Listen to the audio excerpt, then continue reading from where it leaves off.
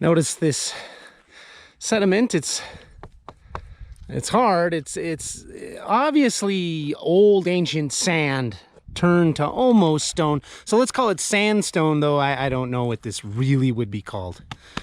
A sandy stone of some sort. Nice arch here. Look at all the egg sacs. Look at the massive amounts of webbing. Massive amounts of webbing and egg sacs. And there's a black widow in the back here. If I go in here, we have a black widow.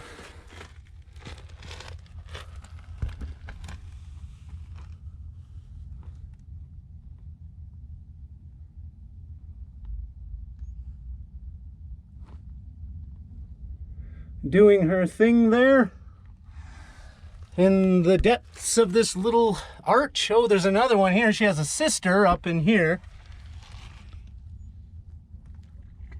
Now you'll see that with Latrodectus hesperus, you will see, I think I'm startling her, you will see how they cohabitate, and they will live in the same hides. They're very cooperative that way, but look at all of the egg sacs. Egg sacs everywhere, plastered to the walls of this massive amounts of webbing in this basically sea cave. I can turn around here. We're basically in a sea cave here of the shore or the coast.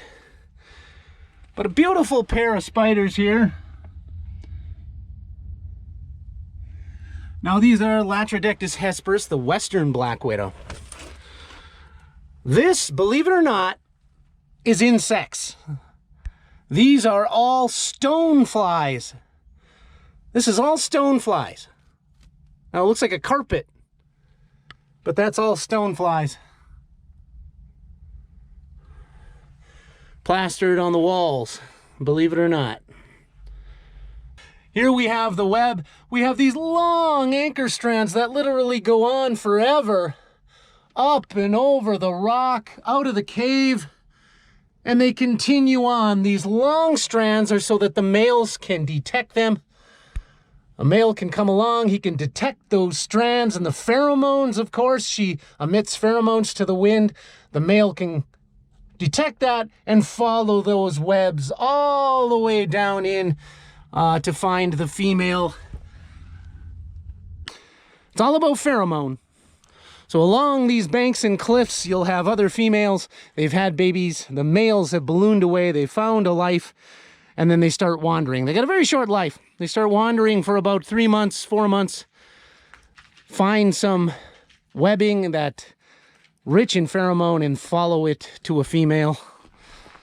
Now look at this. Now this is Ice Age. This is what's interesting about the Ice Age, the Younger Dryas, the end Pleistocene. We have sediments with sediments on top of sediments. Because we have ebb and flow of glaciation and water flow, rivers. So they're building up sediment. Then here comes a glacier moving in and dragging a bunch of rubble with it and depositing over the top of another sedimentary deposit. That is classic glaciation. That's what we see. And all of the rubble. This is high. That cliff is probably, upwards of 60, 70 feet high. And now it's all busting off and eroding back down. So, what do we get? Fossils? Fossils and spiders. Latrodectus hesperus, the black widow spider. Look at the sediments. Look at this beauty of these sediments. Mind-blowing stuff. And all because of the Ice Age. Earth changes. And then across the way we go back to the ancient times, the Big Belt Mountains. Now we're in ancient Precambrian layers. That mountain range is the dawn of Earth's creation in the Precambrian layers of the Big Belt Mountains. And over here, evidence of the glaciation and the sediments of the valley.